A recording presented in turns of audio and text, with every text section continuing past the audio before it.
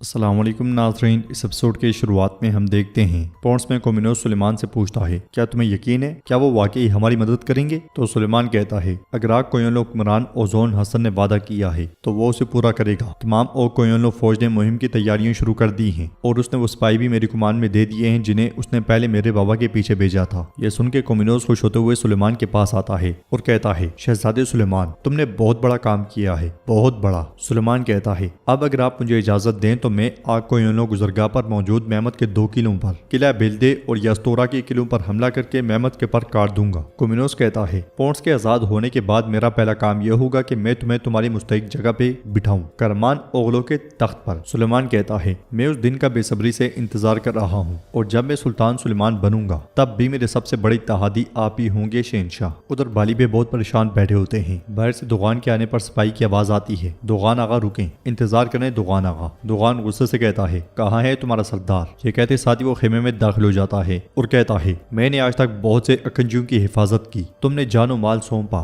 मैंने तुम्हारी जान और माल की हिफाजत की और जब तुमने गद्दारी की तुम्हारी पीठ पीछे हिफाजत की, लेकिन तुम मेरे एक भाई की हिफाजत ना कर सके बाली, तुम मेरे शाहान की हिफाजत नहीं कर सके बाली। बाली भी कहते हैं, अल्लाह तुम्हें सब्र अता फरमाए दुगान आगा, लेकिन मामला वैसा नहीं है जैसा तुम समझते हो। दुगान चिल्लाते हुए कहता है, यहाँ किस मामले पर बात हो रही है? मेरा भाई मर गया है, मेरा भाई। बाली भी खड़े होते हैं और उससे कहते हैं, वो जंगल में मेरे सामने आई, उन्होंने पीछा किया था, मैंने उसे एक अकंजी सिपाही के साथ तुम्हारी तरफ वापस भेजा था, लेकिन वो उसे भी रास्ते में चकमा देकर वापस आ गए थे। बालिबे हाथ दुगान की जानिब बढ़ाते हैं तो दुगान हाथ झड़क देता है और कहता है, तुम वहां उसकी हिफाजत नहीं कर सके, तुमने नहीं कहा कि ये दुगान आगा की अमानत है, तुमने नहीं कहा कि ये दुगान की वाहिद खानदानी यादगार है, तुमने नहीं कहा बालिबे, तुमने नहीं कहा। बालिबे उससे कहते हैं, मैं तुम्हारा दुख समझता हूँ दुगान आगा, लेकिन जो किस्मत में था वही हुआ है। मैं जानता हूँ कि तुम्हारा दिल जल रहा है और ये आग वक्त के साथ कोशिश से भी नहीं बुझेगी, ये आग सिर्फ इंतकाम से ठंडी होगी। ये कहते साथ ही बाली भी उसे गले लगा लेते हैं और फिर उससे कहते हैं, अब हमारा वाहिद हिसाब पॉन्ड्स है, हम उससे अपने अंदरूनी दुख को भी ठंडा करेंगे और तमाम हिसाब भी चुकाएंगे। वो हाथ आगे बढ़ा देते हैं और दुगान भी उनका हाथ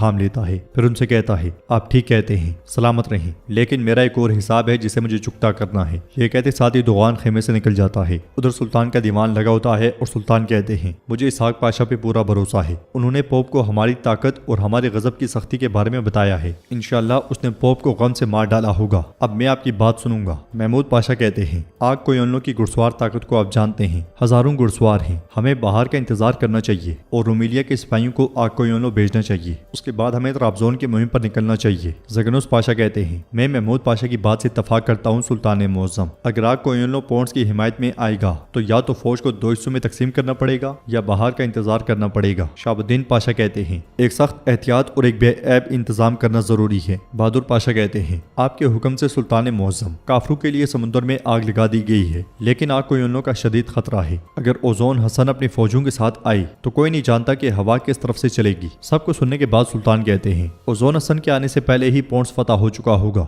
ये कहते साथ ही सुल्तान नक्शे के पास आते हैं और मजीद कहते हैं, आग कोयलो का असर कोयल हिसार के सामने खत्म हो जाता है। कोयल हिसार और त्राबजोन के दरमियान हमारे किले, अगर किला अब्दले और यस्तोरा किला मुजाहमत दिखाएं तो ओजोन हसन के आने से पहले हम त्राबजोन को फतह कर चुके होंगे। बाकी अलवजरा पहाड़ का दरगाह सतह मुर्तफा, इस वजह से आसपास के किलों की मजबूती के लिए अमासिया संजाग सरदार शहजादे बायज़िद को एक खुसूसी पैगाम भेजा जाएगा, हर कोई अपनी तैयारी करे। बहादुर पाशा, तुम भी बहरी बेड़े के सरबराह के तौर पर वापस जाओ और अपना फर्ज संभालो, क्योंकि जब हमारी फौजें माशका की चोटियों से उतरेंगी तो पॉन्ड्स 2 आग के दरमियान होगा। अब आप जा सकते हैं। ये सुनते साथ ही सब चले जाते हैं। उधर देखते हैं कि विलाद सोया होता है, इसलिए में दुगान उसके खेमे में दाखिल होता है और खामोशी से आगे बढ़ता जाता है, मगर विलाद की आंख खुल जाती है। वो खंजर उठाने ही लगता है कि दुगान उससे पहले उसका खंजर उठा लेता है और कहता है, विलाद जरा रुको रुको। विलाद पूछता है, दुगान आगा खैर है, तुम अंदर कैसे आई? दुगान कहता है, जैसा कि मैं साया बन गया, एक ख्याल बन गया। विलाद पूछता है, तुम्हें क्या चाहिए? तो दुगान कहता है, मैं जनरल के मामले को हमेशा के लिए बंद करने आया हूँ। जवाबन विलाद कहता है, वो मामला सुल्तान की मौजूदगी में बंद हो गया था। दुगान कहता है, अपने दस्ते का मसला उसका आगाज शुरू करता है और आगा ही बंद करता है। जानिसीरियों का खंजर गद्दारी के सीने में पेवस्त करने के लिए तेज किया जाता है, चूल्हे की आग से, चूल्हे की रूह से। अफसोस के हमारा खंजर किसी खुदरे पत्थर पर लगा और जंग आलूद हो गया,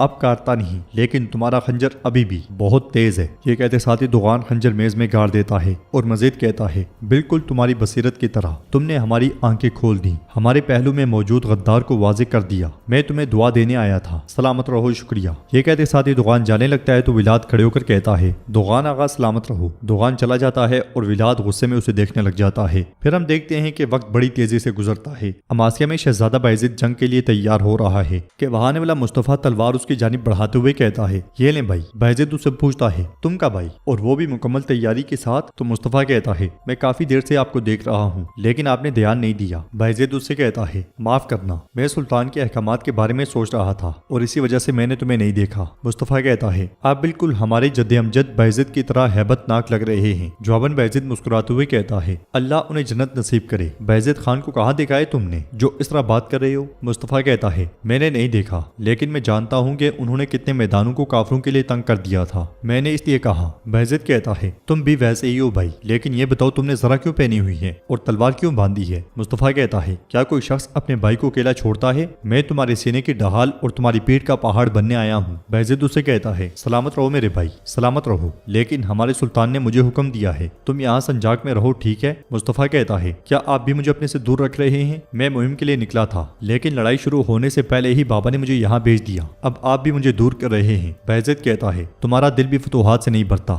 مجھے بتاؤ کہ کیا اسفندیار اغلو قلعے میں داخل ہونے والا میں تھا؟ مصطفیٰ کہتا ہے میں ہمیشہ سے خواب دیکھتا تھا، ہم کندھے سے کندھا ملا کر ایک جنگ میں بھی نہیں جا سکے، مجھے اس ویرانے میں اکیلا نہ چھوڑیں، مجھے بھی آنے دیں بھائی۔ یہ سنتے ساتھ ہی بایزید مسکرا دیتا ہے۔ پونٹس قلعے کی بلندی پر کومینوس سلیمان اور اپنے ساتھیوں کے ساتھ آگے بڑھ رہا ہے۔ سمندر سے بہادر پاشا ان پہ گولے برسا دیتا ہے جس کی وجہ سے کومینوس لڑکھڑا جاتا ہے۔ پھر آگے بڑھتے ہوئے ساری صورتحال کو دیکھتا ہے، عثمانی بحریہ مسلسل ان پہ گولے برسا رہی ہوتی ہے، اندر بھی سپاہیوں کی دوڑیں لگی ہوتی ہیں۔ کومینوس کہتا ہے تم دیکھ رہے ہو کہ ہم کتنی مشکل صورتحال میں ہیں، کئی دنوں سے ایک پل کے لیے بھی توپوں کی فائرنگ نہیں رکی۔ ادھر بہادر پاشا کہتا ہے پھینکا ہوا ہر گولہ پونٹس میں ایک کافر کے دل کو لگتا ہے، ہمارے سلطان اور فوج بھی جلدی یہاں ہوں گے، جب تک پونٹس کی دیواروں پر ہمارے 3 حلال والے جھنڈے نہیں لہراتے تب تک رکنا نہیں ہے۔ اے سمندر کے بہادرو، اے بحریہ کے شیرو، رکے نہیں، آگے بڑھیں، اللہ کی عظمت کے لیے لڑو میرے شیرو لڑو، اللہ اکبر اللہ اکبر۔ اندر کومینوس سپاہیوں کو دیکھتے ہوئے سلیمان سے کہتا ہے میں تمہیں ایک پوری فوج کے برابر لشکر دے رہا ہوں۔ تو سلیمان اس سے کہتا ہے فکر نہ کیجیے شہنشاہ، ہم پہلے قلعے اور اس کے بعد محمد کو دھول چٹائیں گے۔ کومینوس کہتا ہے سلیمان یہ بات یاد رکھنا، جنگ جہنم ہے اور جنگ میں وہی کامیاب ہوتا ہے جو اپنے خون کو برف بنا لے، اپنی خواہشات کو خود پہ غالب نہ آنے دینا۔ یہ سنتے ساتھ ہی سلیمان آگے بڑھتا ہے اور سپاہیوں سے کہتا ہے کیا تم میرا ساتھ دو گے سورماؤ؟ تو ایک سپاہی کہتا ہے شہر کے دروازے پر فوجیں آپ کا انتظار کر رہی ہیں جناب۔ سلیمان کہتا ہے خوب، چلو وقت جنگ کا وقت ہے۔ یہ کہتے ساتھ ہی سلیمان سپاہیوں کے ساتھ آگے بڑھ جاتا ہے۔ اماسیہ قلعے سے بایزید مصطفیٰ کے ساتھ نکل رہا ہوتا ہے۔ مصطفیٰ پوچھتا ہے بھائی پہلا کون سا ہے، بیلدے قلعہ یا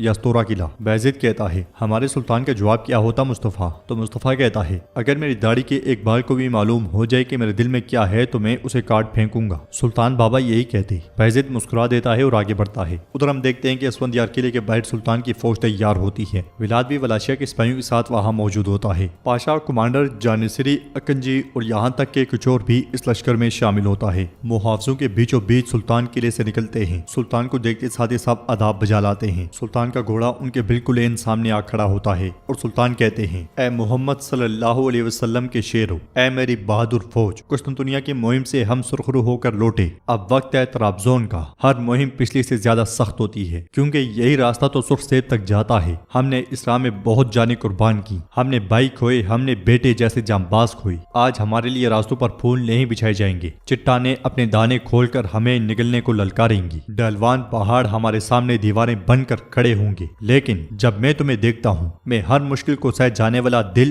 اور ہر آفت سے ٹکرا جانے والا حوصلہ دیکھتا ہوں، کیونکہ سرخ سیب تک جانے والا راستہ نرم دلوں سے طے نہیں ہوتا۔ سر دیں گے، جانیں قربان کریں گے اور آخرکار فتح تک پہنچیں گے۔ یا اللہ، بسم اللہ۔ یہ سنتے ساتھ ہی سارے کا سارا لشکر اللہ اکبر کے نعرے بلند کرتا ہے۔ اور ناظرین، اس کے ساتھ ہی ایپیسوڈ بھی اختتام پذیر ہوتی ہے۔ ویڈیو پسند آئے تو لائک کر دیں، شیئر کر دیں، سبسکرائب نہیں کیا ہوا تو سبسکرائب کرنے کے ساتھ ساتھ گھنٹی والے آئیکن کو دبانا مت بھولیں۔ ملتے ہیں انشاءاللہ نیکسٹ ویڈیو میں، تب تک کے لیے رکھیں اپنا اور اپنے کا بہت زیادہ خیال۔ اللہ نگہبان۔